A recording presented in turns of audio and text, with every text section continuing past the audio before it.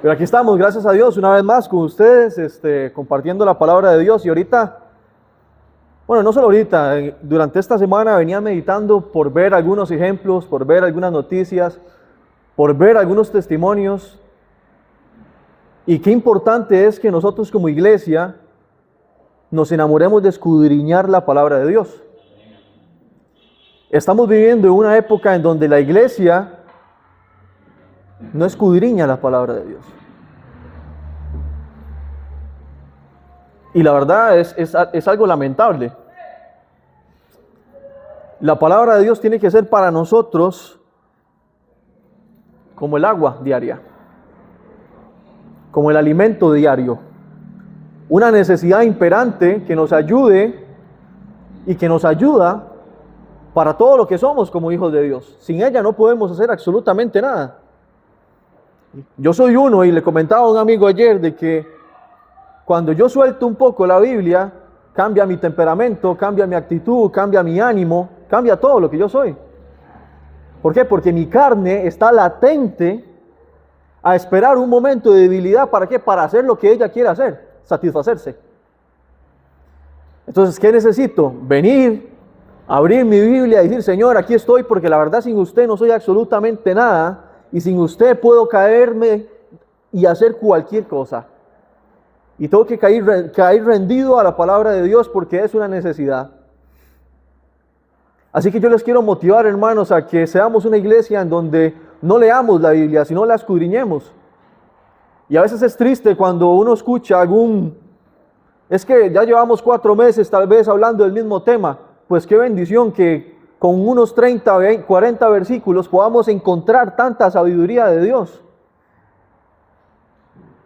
Más bien debería ser ese anhelo y ese deseo de querer encontrar todo el tesoro que podemos ver en 1, 2 o 3 versículos. Y no cansarnos por ello. A lo largo de ya creo que 3 meses más o menos llevamos con el tema de la mujer samaritana. ¿Y quién de ustedes conocía, sabía todo lo que hemos dicho durante estas clases? ¿Ya usted tenía conocimiento de todo lo que hemos mencionado durante este tiempo? ¿Cuántas veces había usted leído este relato de la mujer samaritana con Jesús? ¿Y cuántas de estas cosas había usted entendido? ¿Me explico lo que voy? Entonces, cuando nosotros nos metemos en la Escritura y la profundizamos, el Señor nos va a mostrar y nos va a revelar cosas maravillosas y preciosas. Y en lo personal, cada vez que estudio la Biblia y encuentro algo nuevo, yo digo: Señor, qué rico se siente esto, porque es como cuando usted va a comer por sí mismo un trozo de carne y lo degusta. No es lo mismo que cuando alguien llega y ya le da algo masticadito a usted. ¿Me explico? Y es una satisfacción enorme de saber de que Dios me está enseñando a mí. Y eso es lo que me encantaría que cada uno de nosotros disfrutemos y experimentemos en nuestra vida personal. Esa sensación en donde está Dios ahí diciéndote: mira esto. Es una cosa deliciosa. Y les quiero animar a eso, hermanos. Porque la iglesia de Jesucristo hoy en día cada vez es más débil en palabra de Dios. La iglesia de Jesucristo cada vez es más débil en doctrina. La iglesia de Jesucristo cada vez está cayendo más en cosas del mundo. Y necesitamos mantenernos fuertes en la palabra de Dios. Fuertes. Y con eso, que no sé por qué lo dije, pero obra de Dios en este momento, vamos a empezar y continuar y hacer una recapitulación, porque la antepasada lección habíamos quedado en los versículos en donde Jesús y la mujer samaritana hablan de lo que es la adoración. Y no toqué mucho el aspecto de la adoración, porque si no nos daría mucho más tiempo desarrollar lo que es la verdadera adoración. Pero mencionamos algunos conceptos y dijimos de que la adoración no es venir a cantar 1, 2, 3, 4 himnos hoy en la mañana. Que la adoración es un modo de vida de obediencia, de que no nos ayuda en nada vivir una vida de no adoración de lunes a sábado, porque no estamos viviendo en obediencia y no estamos viviendo en el Espíritu, y después que tratamos de venir aquí a cantar 3, 4 himnos y decir que estamos adorando a Dios. Muchas veces, como cantamos en la iglesia, el rostro que manifestamos en la iglesia es el fruto y la manifestación de la vida de oración que cada uno de nosotros tenemos de lunes a sábado. También habíamos mencionado de que no es un asunto de qué clase de himnos canta usted o canto yo en la congregación. Pero en el tema de Jesús y la mujer samaritana, ya saliendo de estos conceptos, ¿verdad?, que son aplicaciones prácticas para nosotros en la iglesia, el tema central es de que había un aspecto religioso de la mujer samaritana. Jesús venía trabajando en su vida, venía obrando, venía ahí haciendo un trabajo de evangelismo, y ella había argumentado un aspecto religioso. ¿Cuál era el aspecto religioso? ¿En dónde se debe de adorar? Si en el monte Gerizim o en Jerusalén. Pero Jesús en su sabiduría le hace entender a la mujer samaritana que la verdadera adoración no tiene que ver absolutamente nada por el lugar en donde usted adore, que es un aspecto espiritual, no es un aspecto carnal. Y por eso le dice de que los verdaderos adoradores van a adorar en espíritu y en verdad. Y que no se trata de el lugar, que no se trata de un aspecto religioso, sino que es un aspecto del corazón, que es un aspecto espiritual.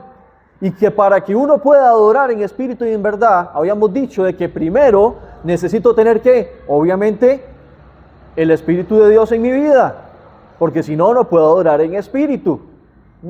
Y para adorar en verdad es porque debo de tener una vida de obediencia que se basa en ¿qué? En la verdad de Dios, en su palabra. Y el Señor llega y derriba este aspecto religioso con la mujer samaritana. Y ahora yo quiero que veamos unas cositas más acá, que había dado el tema, pero meditando, el Señor me desvió por otro lado. Pero vamos a leer ahorita a partir del versículo 25. Vamos a ver unos versiculitos ahí. Juan capítulo 4, versículo 25. Dice, le dijo la mujer, después de todo el argumento, ¿verdad?, del aspecto de la adoración, le dice, sé, o sea, la mujer tenía conocimiento ¿de qué? De que el Mesías habría de venir. La mujer samaritana le está diciendo a Jesús, yo sé de que el Mesías ha de venir, y que ¿cómo se llama? El Cristo. Y que cuando Él venga, dice, nos va a declarar todas las cosas. Entonces podemos ver de que la mujer samaritana tenía conocimiento profético. ¿De qué? ¿De la venida de qué? De un Salvador. Algunas de las profecías que podemos encontrar en la palabra de Dios, que nos va a mostrar la venida de un Salvador, las podemos encontrar en Miqueas capítulo 5, versículo 2, en Isaías capítulo 7, versículo 14, Isaías capítulo 9, versículo 1, Isaías capítulo 46, capítulo 49, capítulo 35, Salmo capítulo 22, Deuteronomio 18, 18, entre una de las tantas profecías que nos revelan la venida del Señor Jesucristo, que nos revelan la venida de ese Mesías y que muestra esa venida del Salvador que el pueblo de Israel, el pueblo judío, tanto estaba anhelando. Y vemos de que esta no era la primera vez, porque ya previamente cuando el pueblo hebreo estaba en Egipto, bajo el dominio de los egipcios, estaban esperando ¿qué? Un libertador. ¿Quién era ese libertador? Moisés. Y eso lo vamos a encontrar en Éxodo capítulo 3, versículo 1 al 10, en donde se da el llamado, en donde Jehová atiende el clamor del pueblo de Israel y envía al libertador Moisés. Pero más adelante, ahora, en este momento, el pueblo judío estaba bajo ¿qué? Bajo el imperio romano. Y ahora bajo el imperio romano, de igual manera, el pueblo de Israel estaba esperando ¿a quién? A el Mesías. A ese rey que iba a venir y que iba a libertarles del dominio romano. Entonces la mujer tenía conocimiento de eso. La mujer esperaba eso. No sabía que con el que estaba hablando ahí era esa persona ya. Pero ella tenía un conocimiento ya, en base a la ley, en base a la profecía, de que había un Mesías que había de venir y que ese era el Salvador. Eso por ahí, ella conoce la escritura. Ahora, vean ustedes que ella hace mención de dos nombres. Primero dice, el Mesías. ¿Qué significa Mesías? Salvador, ¿verdad? Era el Salvador. Y después dice, el Cristo. ¿Qué significa el Cristo? El ungido de Dios. Entonces está haciendo una combinación y está haciendo una revelación de dos nombres en donde ella está manifestando la necesidad de ¿qué? De alguien que iba a venir a salvarles, pero que esa persona que iba a venir a salvarles era el rey que Dios había prometido que iba a permanecer desde tiempos de David, en donde le prometió a David de que no iba a hacer falta rey en Judá y que iba a venir. Y no solamente eso, sino que iba a ser un establecimiento de un reino terrenal. Y por eso ella hace esa declaración y tiene un conocimiento bastante bueno en cuanto a ese hombre que iba a venir a salvarles. Y que iba a ser un rey porque era el ungido de Dios y que iba a venir a establecer un reino terrenal. Entonces es un dato importante para poder considerar.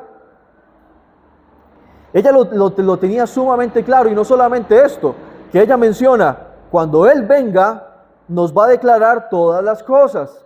O sea, ella también entendía y sabía de que las dudas, como la que ella mencionó más atrás, dudas como en qué monte hay que adorar, cosas como estas que tal vez tenía ella en su mente, y tal vez algunas otras cosas que no menciona la Escritura, ella estaba segura de ¿qué? De que cuando ese hombre, de que el Mesías, de que el Cristo llegara, iba a poder ¿qué? Aclarar cualquier duda, iba a traer el orden que necesitaban en ese tiempo, iba a traer la justicia que en ese momento necesitaban, iba a traer, ¿sabe qué? Toda esa perfección, ¿verdad? Que el reino de Dios prometía. Y ella estaba segura de eso. Yo sé que cuando Él venga nos va a declarar todas las cosas. Y ahora llega el momento de la presentación. Y llega Jesús en el versículo 26 y le dice, mujer, yo soy el que habla contigo. ¡Pum! Y después para hacer una recapitulación, para llegar a entender ya después de todo el trabajo que venía haciendo Jesús con ella, a llegar a este versículo 26, en donde ya Él se presenta como ese Mesías, se presenta como el Cristo, debemos de recordar de que Jesús primeramente, ¿qué había hecho? Había llegado al pozo y había captado la atención de esa mujer que había llegado a recolectar agua. Después, ¿qué había hecho? Había derribado las barreras que habían entre el pueblo samaritano y judío. Las barreras que habían entre aspectos culturales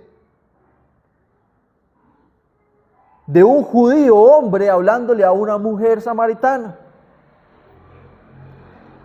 ¿Qué más había hecho el Señor? Había sensibilizado por su trato el corazón de la mujer al punto de que cuando la mujer le habló, ni siquiera le saludó, sino que había sido hostil inmediatamente, al punto en que después ella le dijo que, Señor. Después, ¿qué hace el Señor Jesucristo? Le muestra mediante la propia voz de la conciencia de la mujer su estado espiritual, le muestra su pecado, le hace ver cuál es su necesidad espiritual, cuál es su condición espiritual. Después de esto, la mujer le fomenta un argumento religioso y el Señor Jesucristo le derriba el argumento religioso. Y ahora llega aquí Jesús y después de que ve de que ella esperaba a un Salvador, después de que ve de que ella tiene conocimiento de que ese Mesías tenía que venir, de que ese Cristo tenía que venir, ahora sí, después de que le habla a su conciencia, de que hace que ella vea por su propia conciencia de que está pecando, de que está viviendo mal, de que su condición está perdida, de que le derriba los argumentos religiosos, ahora llega y le dice, sí, yo sé que usted está esperando, sí, ese que usted está esperando, aquí estoy, ese soy yo. Y vean ustedes, porque podemos aprender una forma en la que el Señor Jesucristo evangelizaba, una de las muchas, pero podemos ver ese proceso Y es un proceso que podemos aplicar perfectamente hoy. ¿Por qué? Porque cuando vamos a hablar con una persona allá afuera, por lo general esa persona siempre va a ser hostil. Por lo general buscamos la manera de, de llamar la atención para entablar una conversación. Hay que derribar argumentos y barreras, tal vez de conocimiento religiosos. Después hay que hacerle ver a la persona cuál es su condición espiritual. Después de hacerle ver a la persona cuál es su condición espiritual, hacerle entender de que la salvación, de que el regalo de Dios no es un aspecto religioso, sino que es un aspecto de fe. Y después de eso, de venir y presentarle ¿a quién? A Jesucristo. Fue lo que hizo el Señor Jesucristo acá, con la mujer samaritana. Y es lo que podemos hacer nosotros a la hora de presentar a Cristo allá afuera también. Entonces vemos la astucia y la sabiduría de Dios en esto. Pero ahora, ¿en qué quiero enfocarme?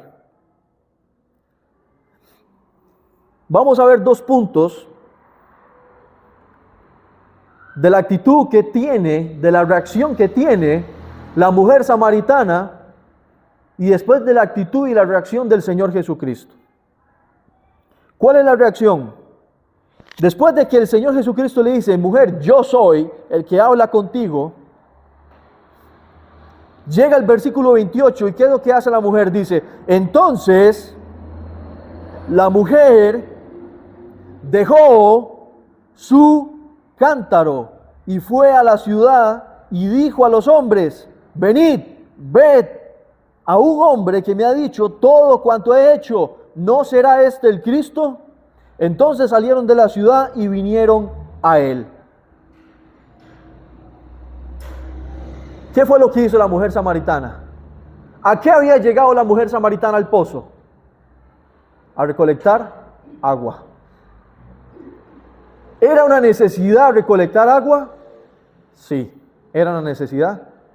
Era el quehacer de la mujer samaritana. Era el trabajo de la mujer samaritana. Su familia necesitaba de agua. ¿Era una necesidad? Sí. Pero cuando el Señor Jesucristo le dijo, yo soy el que hablo contigo, ¿qué hizo la mujer samaritana? ¿Qué hizo? Tiró el cántaro. Se olvidó de su quehacer. Se olvidó de su trabajo. ¿Saben qué, hermanos? ¿Saben quién nos enseña esto? De que en la vida nosotros tenemos necesidades, pero aún en medio de 1, 2 o 3 necesidades, hay una que es prioritaria y que debemos de aprender a ver la prioridad aún en medio de las necesidades. ¿Y cuál fue la prioridad de la mujer samaritana? ¿Llevar el agua? No, ir y compartirle a todos los hombres, a su familia, a sus amigos en el pueblo, de que se había encontrado con aquel que le había revelado un montón de cosas y que podía ser el Cristo que tanto estaban esperando. Se olvidó del cántaro, lo dejó tirado. Era una necesidad, sí, pero no era la prioridad. La prioridad de la mujer samaritana en ese momento se convirtió en ¿qué? En ir y compartirle a aquellos que conocía, de que podía ser, de que se había encontrado con el Cristo que tanto estaban esperando. Hermanos, muchas veces los quehaceres de la vida nos agobian. Nos hacen olvidar cuál es nuestra prioridad como hijos de Dios. Las actividades de la vida que cada vez son más y que el sistema del mundo cada vez nos consume más y nos agobia más y nos envuelve más en el sistema, nos hacen olvidar de que nosotros como hijos de Dios, nuestra prioridad y nuestro trabajo y nuestro quehacer tiene que ser vivir para el reino de Dios.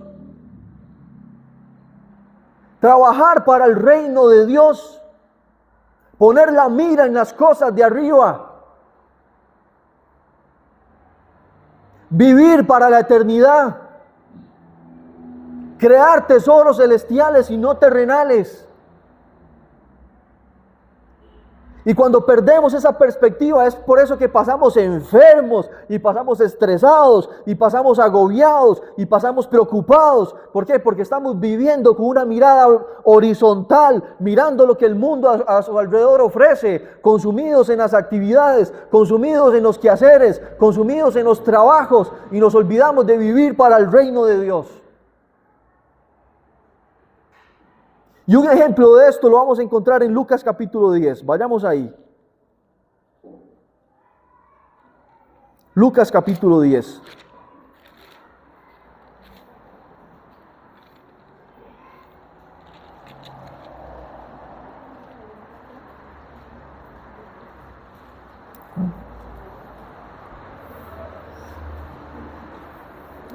Vamos a leer a partir del versículo 38, dice: aconteció que yendo de camino, o sea, Jesús, entró en una aldea y una mujer llamada Marta le recibió en su casa. Esta tenía una hermana que se llamaba María, la cual sentándose a los pies de Jesús oía su palabra. Pero Marta, ¿qué? Se preocupaba con muchos quehaceres y acercándose dijo: Señor, ¿no te da cuidado que mi hermana me deje servir sola? Dile pues que me ayude. ¿Cuál fue la respuesta de Jesús? Marta, Marta, afanada y turbada estás con muchas cosas. Pero solo una cosa es que necesaria, y María ha escogido la buena parte, la cual no le será quitada. Hermanos, tal vez usted y yo hemos vivido mucho tiempo como Marta, preocupados por los quehaceres, afanados y turbados. Y nos olvidamos de venir a la presencia de Dios constantemente, a simple y sencillamente escuchar la palabra de Dios, a disfrutar de lo que realmente importa para la vida eterna. Y no estoy diciendo de que no tenemos que cumplir con nuestras responsabilidades aquí en la tierra. No estoy diciendo eso, porque todos tenemos responsabilidades que tenemos que cumplir. El asunto está en la palabra que le dice el Señor: afanada y turbada estás. Y muchas veces estamos viviendo afanados y turbados, preocupados por lo que va a pasar mañana cuando no sabemos si mañana vamos a estar, preocupados por lo que vamos a hacer ahora más tarde, como si tuviéramos seguridad de que más tarde vamos a llegar. Y yo aquí hago una pregunta: ¿cuántos de nosotros aquí tenemos una agenda y llevamos nuestras actividades en agenda? Levanten la mano. ¿Quién acostumbra? Ahora, ¿cuántas de esas cosas en agenda son actividades para el reino de Dios? Tenemos actividades, tenemos reuniones, tenemos visitas de amigos, etcétera, hay fiestas, y estamos viviendo un mes en donde esa agenda está llena de todo eso. Estamos viviendo un mes en donde la iglesia se empieza a ver más vacía. Estamos viviendo un mes en donde el consumismo y el sistema del mundo nos atrapa de tal manera en que nuestra agenda dice: no, tal fecha de visita, tal día fiesta, tal día esto, pero ¿cuánto de eso en nuestra agenda hay para ir y hacer crecer el reino de los cielos? Tal vez no tengamos ni una sola cosa. Afanados y turbados estamos, poniendo la mirada en las cosas terrenales y no viviendo para la eternidad. Estamos viviendo como Marta.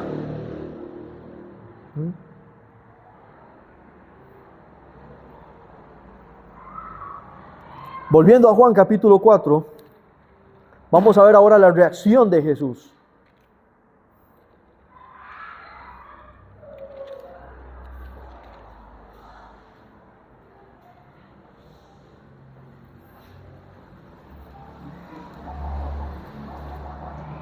Versículo 31 dice: entre tanto, los discípulos le rogaban a quién, a Jesús, diciendo: Rabí, ¿qué? Come. Y la pregunta es: ¿tenía Jesús hambre? Sí. ¿Tenía Jesús sed? Sí. ¿Estaba Jesús cansado? Pues sí. Había caminado kilómetros para poder llegar a ese lugar. Pero ¿cuál es la respuesta de Jesús ahora? Él les dijo, versículo 32, yo tengo una comida que comer que vosotros no sabéis, que ustedes no entienden. Entonces los discípulos decían unos a otros: ¿le habrá traído alguien de comer? Jesús les dijo: mi comida es que haga la voluntad de que me envió y que acabe su obra. Hermanos, si no vivimos como Marta, preocupados por los quehaceres, muchas veces vivimos preocupados o enfocados en satisfacer los apetitos de la carne.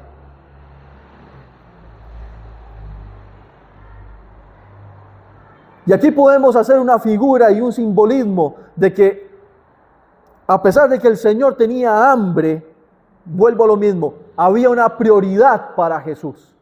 ¿Cuál era? Hacer la voluntad del Padre. Que dejó de lado en ese momento su necesidad carnal, su apetito carnal. ¿Por qué? Por cumplir la voluntad del Padre.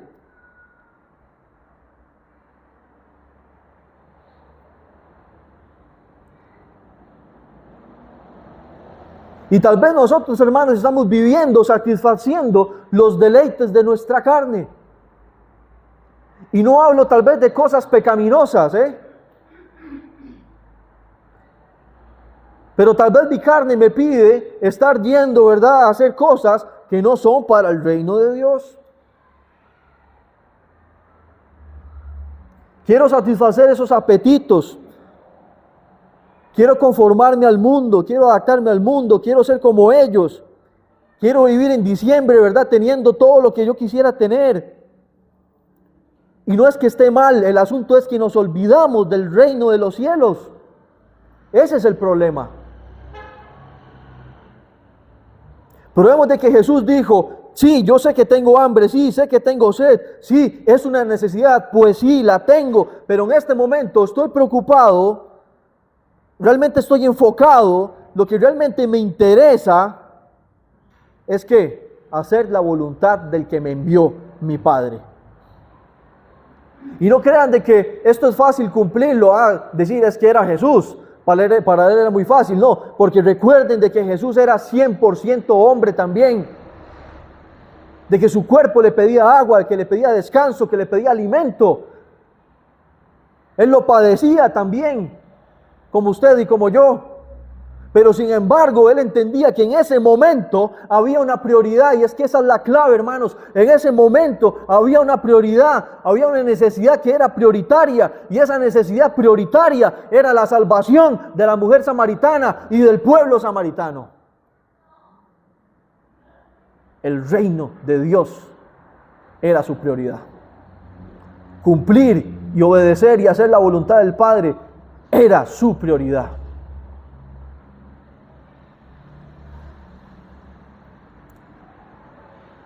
O vivimos como Marta, hermanos, o vivimos preocupados por lo que la carne nos dice y nos pide constantemente. Estos son los dos problemas del por qué no trabajamos para el reino de Dios y su justicia. Estas son dos de los grandes problemas en nuestra modernidad, en este sistema en el cual vivimos hoy, del por qué no pensamos, del por qué en nuestras agendas, del por qué en nuestra vida no hay proyectos que sirvan y funcionen para hacer crecer el reino de Dios. Por estas dos cosas.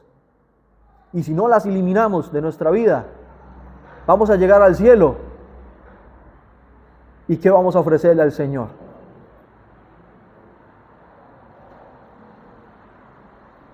Cuando yo llegue al cielo, yo quiero poder llegar y decir: Señor, estas coronas que por su gracia tengo son para usted.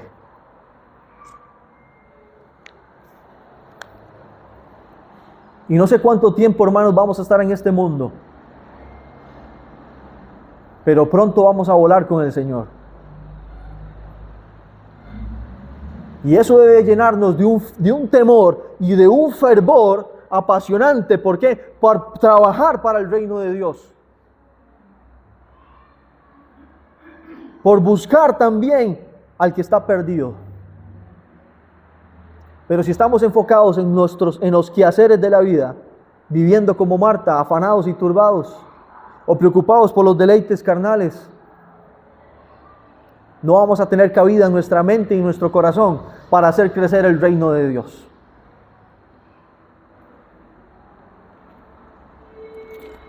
Voy a leer un pasaje en Romanos 8:5.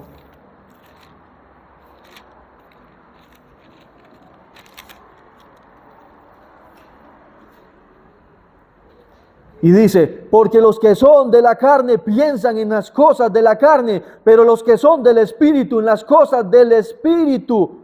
Porque el ocuparse de la carne es muerte, pero el ocuparse del Espíritu es vida y paz. Hermanos, ¿en qué nos estamos ocupando? ¿Cómo estamos viviendo? ¿Estamos ocupados en los aspectos carnales, en los aspectos del mundo, en los quehaceres de la vida? ¿Estamos afanados y turbados en ello? ¿O estamos trabajando, viviendo en el Espíritu para la obra y la gloria del Señor, para el reino de Dios, para hacerlo crecer, para que el mundo conozca de Cristo?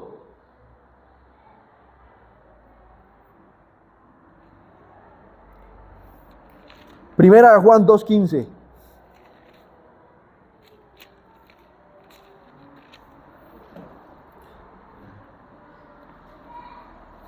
No améis al mundo ni las cosas que están en el mundo. Si alguno ama al mundo, el amor del Padre no está en él.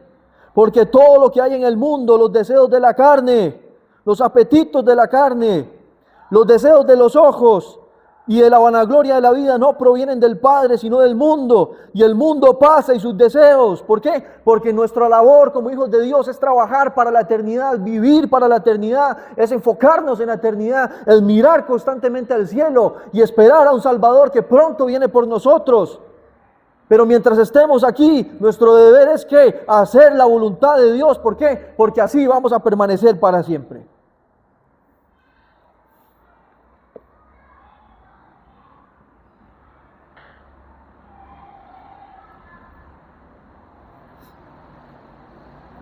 Señor Jesucristo lo tenía claro. Y más adelante en el capítulo 6 de Juan, en el versículo 38, Él dice: porque he descendido del cielo, no para hacer mi voluntad, sino la voluntad del que me envió. Hermanos, nosotros no hemos descendido del cielo como el Señor Jesucristo. Hemos sido transformados por la gracia de Dios y hechos sus hijos.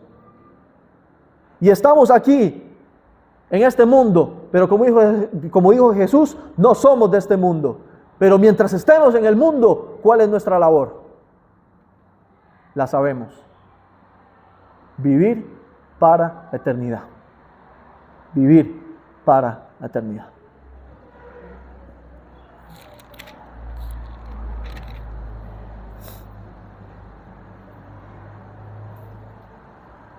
Por eso en esta mañana, hermanos, para ir concluyendo,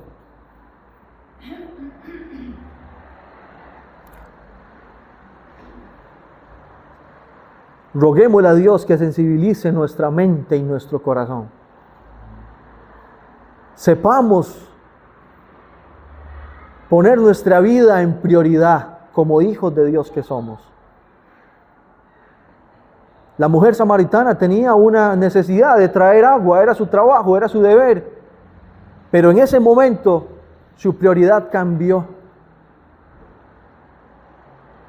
¿Por qué? Porque ella quería que aquellos a los cuales conocieran a ese hombre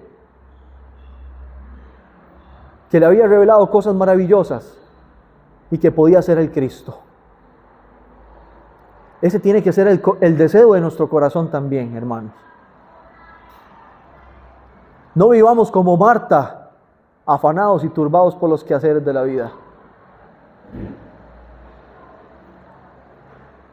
Siendo responsables, cumpliendo porque es testimonio, pero entendiendo cuál es la prioridad número uno: trabajar para el reino de Dios. Aprendamos de Jesús, que fue obediente, y obediente hasta la muerte y muerte de cruz. que entendía cuál era su misión y su objetivo era claro. Que aún en medio de una necesidad física y carnal, él decidió en ese momento entender que la prioridad no era satisfacer su apetito carnal en ese momento, sino hacer la voluntad del Padre.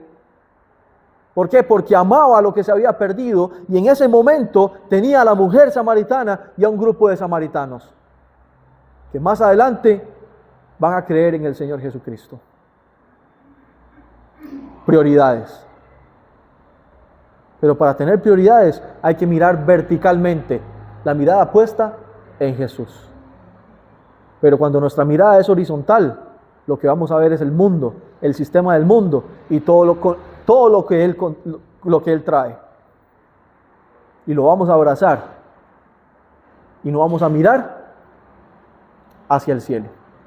Y por eso no vivimos para la eternidad.